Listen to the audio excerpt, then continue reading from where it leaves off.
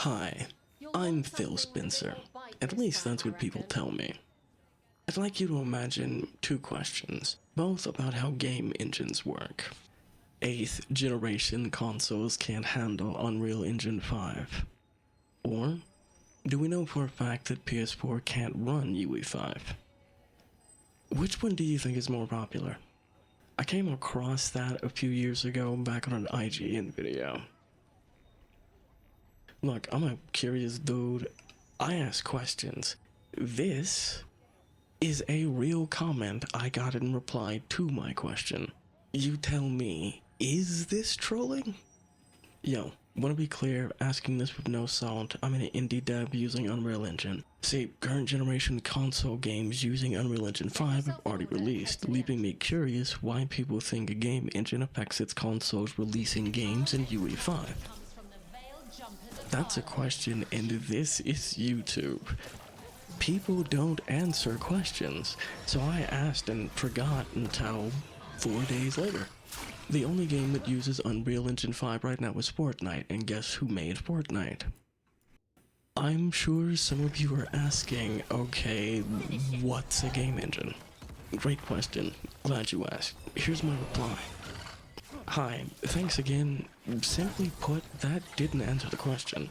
A game engine is a suite of programs. Console or PC, games are made to hardware specs. Game engines are used to make games, full stop. The power of an engine isn't directly related to its ability to make games.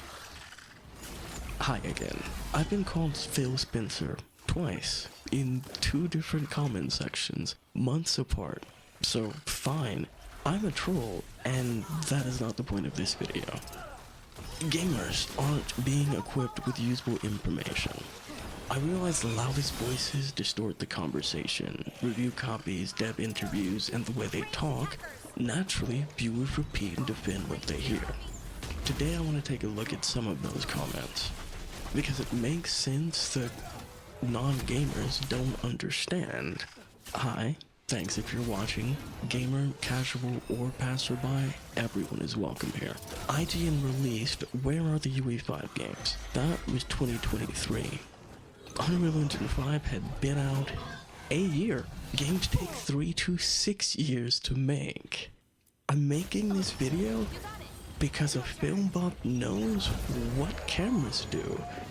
Shouldn't gamers know what a game engine is? The people we're listening to don't have answers. Scrolling through the comments, 2 points stood out. Claim 1, 8th generation games are held back by last generation consoles. Claim 2, do we know for a fact PS4 can't run UE5? Claim 2 is just as reasonable as the first question. It was instantly dogpiled until... Thank you, Mikami. My channel exists because of you. I got sick of gamers getting lied to. Spare a few minutes, I'll show you what I mean. Thank you for watching either way, and if you happen to like and subscribe, thanks in advance. So, back in 2021? Yeah. Scrubby dev that I am, I spent a few years listening to what gamers had to say. Have I gotten spicy replies? Yes. Yes, I have. Sorry to disappoint you. These comments are pretty tame because I don't have any beef with the people making them. I'm trying to show how gamers are being misled. For example, yellow paint. You're getting your game on. Turn a corner and yellow paint. Gamers hate yellow paint because this is TTB and Gaming's channel. Modern gaming has problems, leading to back and forth between game developers and players.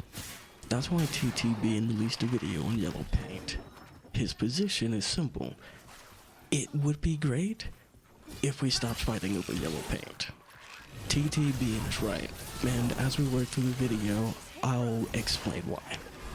Originally, this was the comment I left on that video.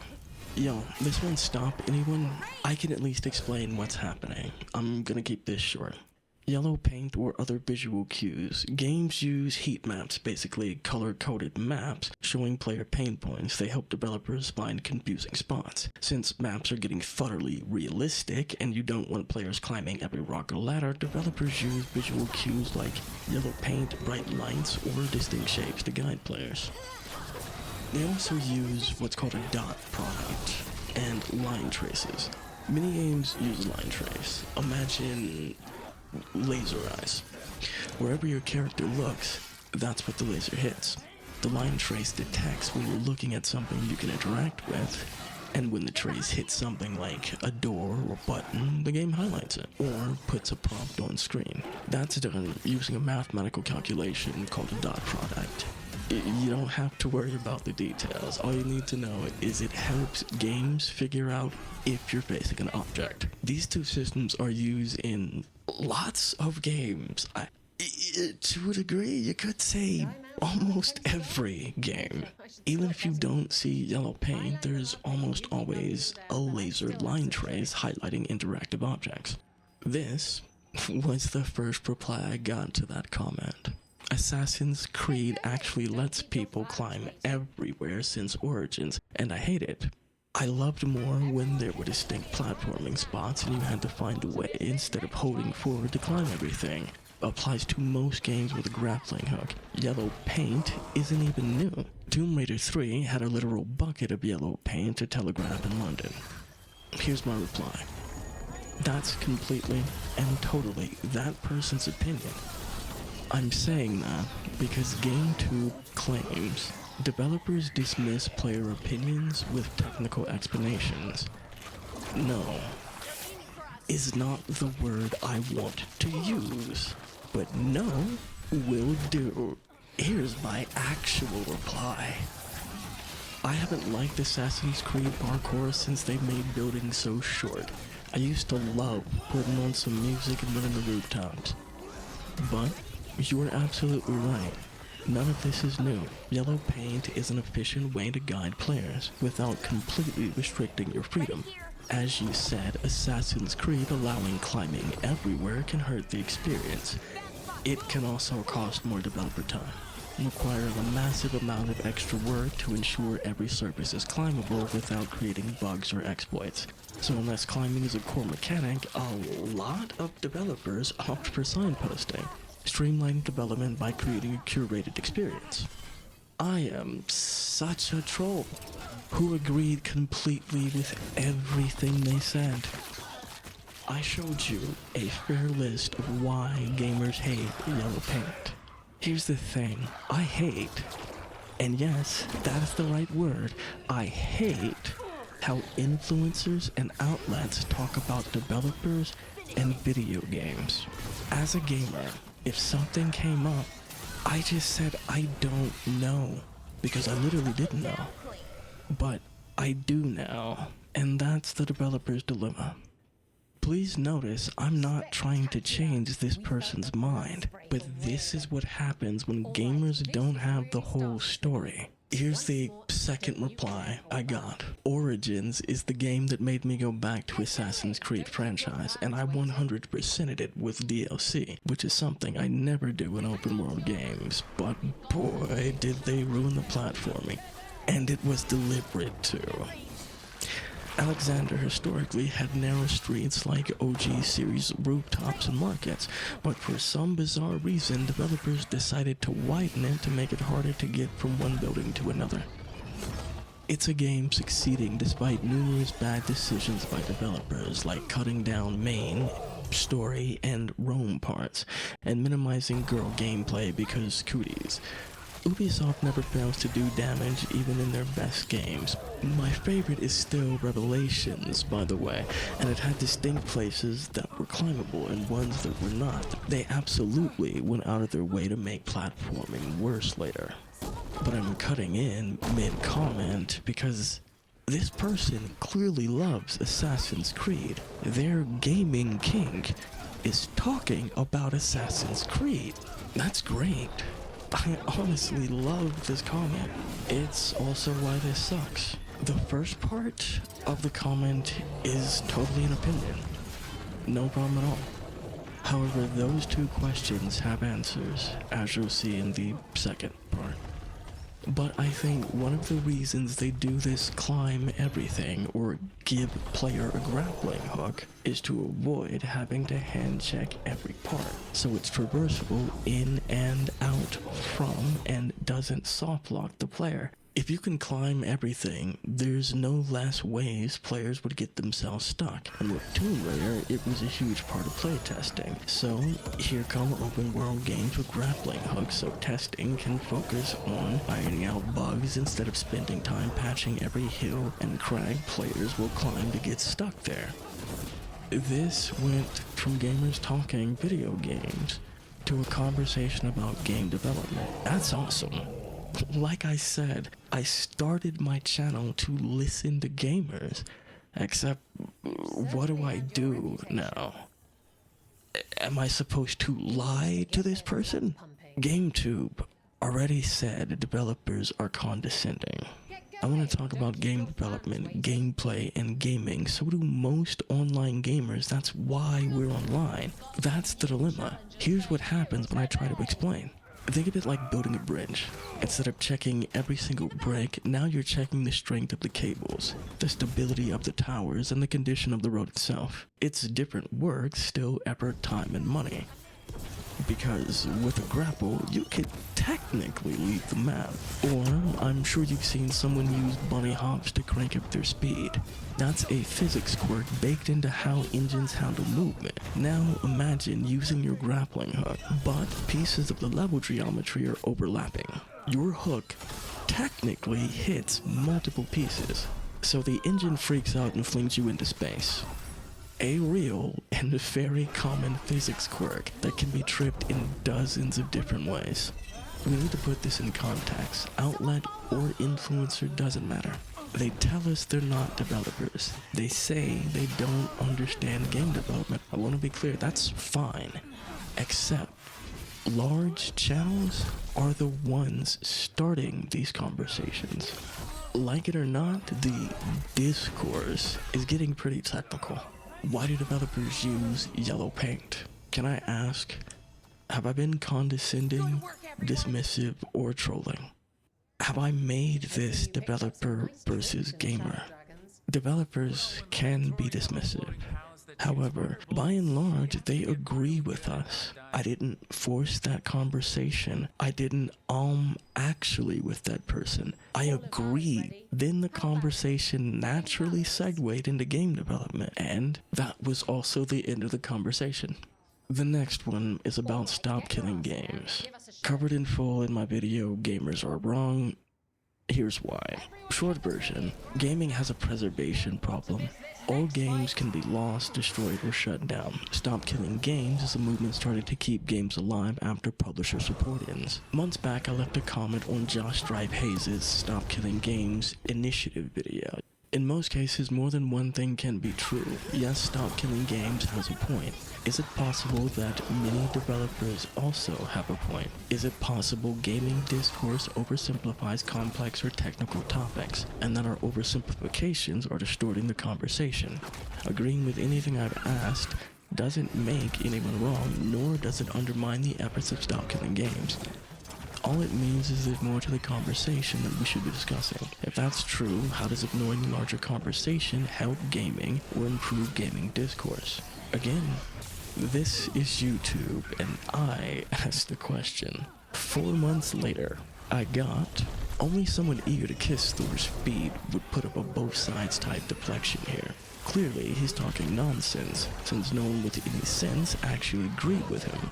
Clearly, he's arguing in bad faith since he refuses to actually talk to anyone, including the founder of Stop Killing Games. And clearly, after recent events, we now know in retrospect he's just an uninformed egomaniac who has no idea about anything. Between WoW faking playthroughs of puzzle games like Animal WoW to sending false DMCAs to indie games. Come on, man. Don't accuse me of liking feet. Was there no other answer?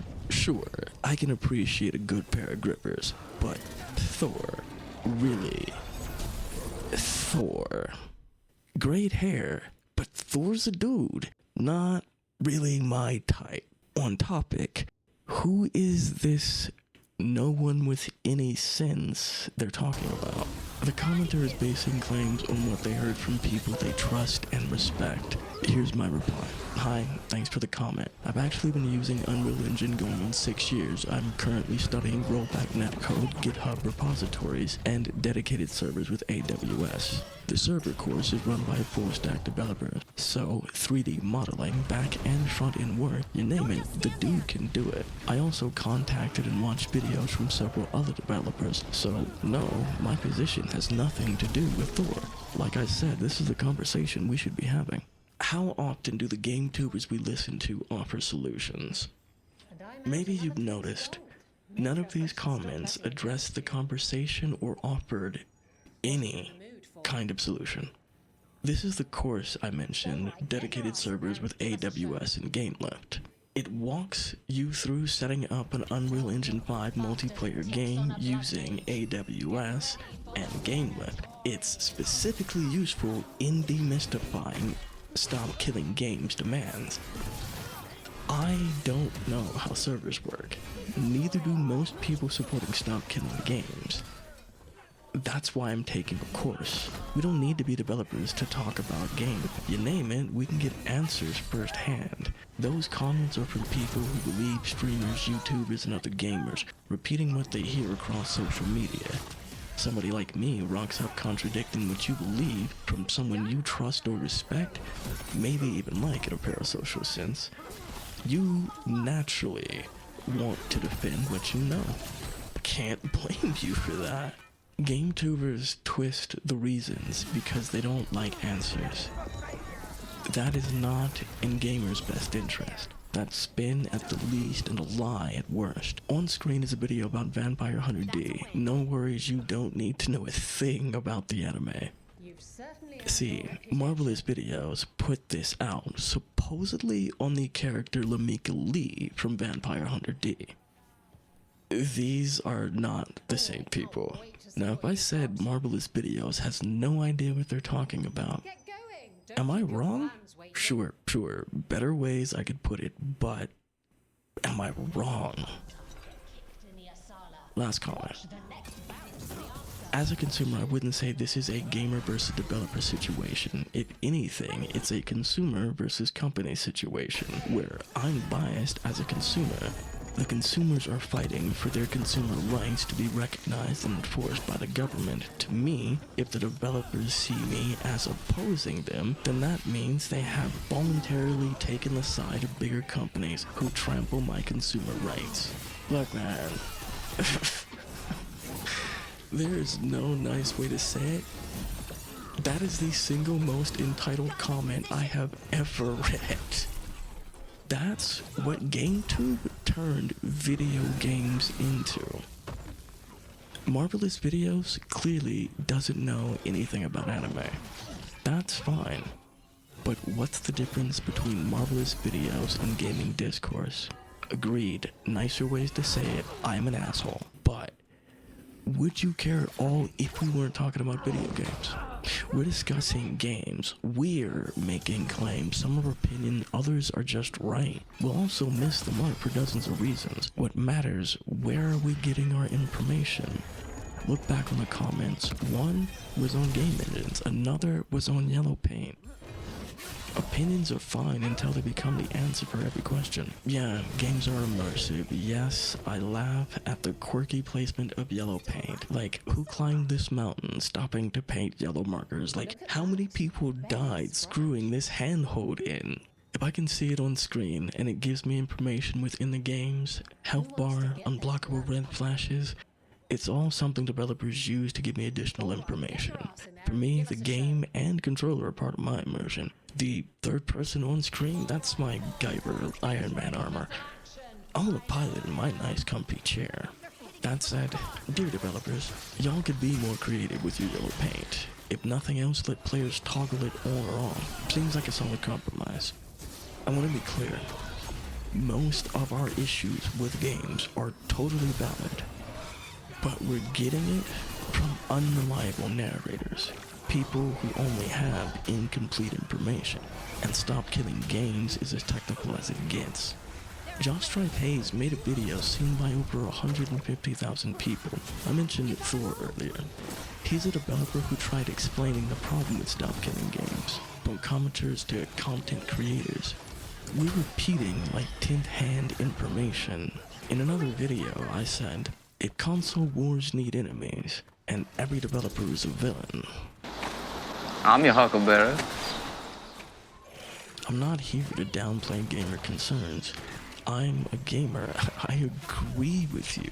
But gamers, you're being misled, and I'm literally asking you, how do you want to respond? I'm a villain, but I'm not the enemy, so give me a target and let me loose. For the world must be free of bugs.